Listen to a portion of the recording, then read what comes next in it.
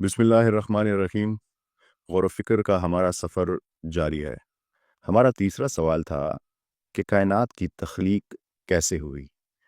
اس کو سمجھنے کے لیے ہم قرآن شریف کی جن 4 آیات پر غور و فکر کریں گے، انہیں سن کر اور سمجھ کر اگر آپ انٹلیکچولی ڈس آنیسٹ نہ ہوئے، اگر آپ باعث نہ ہوئے اور اگر آپ کی آنکھوں پر پردہ نہ پڑا ہوا، تو آپ کی زندگی مکمل طور پر بدل جائے گی۔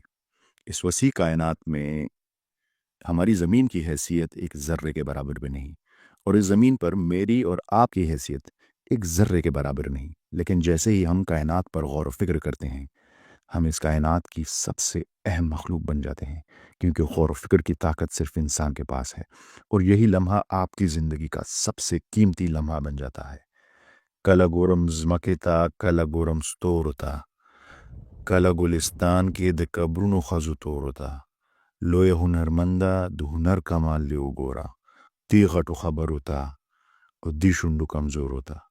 یہی غور و فکر ایڈون ہبل نے 1935 میں کیا۔ اس نے مشاہدہ کیا کہ کہکشائیں ایک دوسرے سے دور جا رہی ہیں، اور اس نے یہ نتیجہ اخذ کیا کہ اگر یہ اب دور ہو رہی ہیں تو ماضی میں یہ قریب تھی، اور اگر ہم ماضی میں اور بھی پیچھے جائیں تو ایک مقام پر یہ سب ایک ساتھ جڑی ہوئی تھی۔ یہ بالکل ایسے ہی ہے کہ کوئی بچہ غبارے میں ہوا بھر رہا ہو اور اس غبارے پر نقطے بنے ہوں، تو جیسے جیسے آپ ہوا بھریں گے وہ نقطے ایک دوسرے سے دور ہوتے جائیں گے۔ یہی تصور بگ بینگ تھیوری کی بنیاد بنا۔ بگ بینگ تھیوری ہے کیا؟ بگ بینگ تھیوری یہ کہتی ہے کہ جب کچھ بھی نہیں تھا، اندھیرا تھا، خاموشی تھی، کہیں سے ایک نقطہ آیا۔ کہاں سے آیا، کیسے آیا، کوئی نہیں جانتا، انتہائی گرم، انتہائی ڈینس، اور اس نقطے میں ایک دھماکہ ہوا، اور اس دھماکے سے اس آسمان اور زمین میں جتنی چیزیں ہیں اس کی پیدائش ہوئی۔ اس تھیوری کو بگ بینگ تھیوری کہا جاتا ہے، اور آپ اپنے ارد گرد جو بھی چیزیں دیکھ رہے ہیں اس کی پیدائش اس بگ بینگ تھیوری کے ذریعے سے ہوئی۔ اس تھیوری کو مزید تقویت دینے کے لیے 1964 میں کچھ سائنسدانوں نے CMBR یا cosmic microwave background radiation کی دریافت کی، جو بگ بینگ کے بعد بچا ہوا تابکاری اثر تھا۔ اس کو یوں سمجھے جیسے آپ اوون میں کوئی پیزا بناتے ہیں، اور کوئی باہر سے آئے اور آپ وہ پیزا رکھیں تو اس کو ٹچ کر کے اسے اس کی گرمائش سے اندازہ ہو سکتا ہے کہ یہ پیزا کتنی دیر پہلے بنا تھا۔ سائنسدانوں نے اندازہ لگایا کہ اگر واقعی بگ بینگ ہوا تھا تو آج کائنات کا درجہ حرارت -270 ڈگری سینٹی گریڈ ہونا چاہیے۔ تو جب انہوں نے یہ ناپا تو حیرت انگیز طور پر یہی درجہ حرارت ہماری کائنات کا تھا، جس نے بگ بینگ تھیوری کو مزید مستحکم کر دیا۔ لیکن ناسا کے مشن WMAP جو انہوں نے 2001 میں بھیجا، ولکنسن مائکروویو اینیسوٹروپی پروب، 10 سال کے لیے بھیجا گیا، بلینز آف ڈالرز کی انویسٹمنٹ کے لیے بھیجا گیا کہ وہ اس بگ بینگ کی یہ تمام تھیوریز کو کنفرم کر سکے۔ اور جب وہ اپنی فائنڈنگز لے کے آیا تو اس نے بگ بینگ کی تھیوری کو بالکل مستحکم کر دیا۔ یعنی ایک وقت تھا جب یہ آسمان اور زمین دونوں میں جتنی بھی چیزیں ہیں یہ ایک نقطے میں بند تھی، یہ جڑی ہوئی تھی، اور اس بگ بینگ سے وہ الگ الگ ہو گئی۔ یہ ہے سائنس کی دریافت کہ اس کائنات کی تخلیق کیسے ہوئی۔ اب ذرا سنیے کہ قرآن شریف اس بارے میں کیا کہتا ہے۔ قرآن شریف سورہ انبیاء میں، پہلے آپ سورہ انبیاء کو ذرا سمجھیں۔ یہ وہ صورت ہے جس میں کفار حضرت محمد صلی اللہ علیہ وآلہ وسلم سے بار بار نشانی مانگ رہے ہیں کہ اگر آپ اللہ کے رسول ہیں تو کوئی ایسی نشانی لے کے آئیں جو بہت بڑا معجزہ ہو۔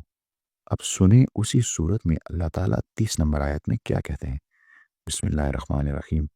اولم یر الذین کفروا ان السماوات والارض کانتا رتقا ففتقناہما، کیا دیکھتے نہیں ہیں یہ کافر کہ یہ آسمان اور زمین ملے ہوئے تھے اور ہم نے انہیں جدا کر دیا۔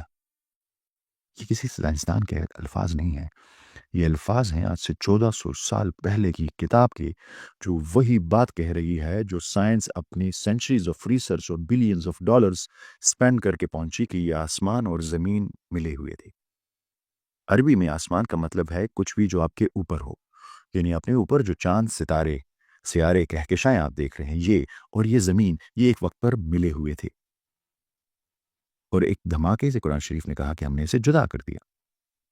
اور یہی بات سائنس کہتی ہے۔ کیسے؟ آپ نے اس آیت کی الفاظ کا جائزہ لیا، کتنی پختگی، کتنی فصاحت، کتنی بلاغت، اور یہ آیت ابھی ختم نہیں ہوئی. یہ آیت ختم کیسے ہوتی؟ وَجَعَلْنَا مِنَ الْمَاءِ كُلَّ شَيْءٍ حَيٍّ أَفَلَا يُؤْمِنُونَ، اور ہم نے ہر زندہ چیز کو پانی سے پیدا کیا. آپ پھر بھی ایمان نہیں لائیں گے؟ ایک چیلنجنگ انداز، فصاحت اور بلاغت کی انتہا. صرف کائنات کی تخلیق نہیں بلکہ اس کائنات پر زندگی کی تخلیق کی ابتدا بھی اس ایک آیت میں بیان کر دی گئی. اس کے تمام راز ایک آیت میں. پانی سے اس زمین پر زندگی کی ابتدا کیسے ہوئی، یہ ہماری اور ویڈیوز کا ٹاپک ہے. پر کیا آپ سن رہے ہیں کہ قرآن شریف نے اس کائنات کی تخلیق کا آغاز کتنے خوبصورت الفاظ میں بیان کیا؟ کیا یہ بھی ایک اتفاق ہے؟ کیا ہم ہر چیز کو کوئنسیڈنس کے نیچے چھپا دیا کریں گے؟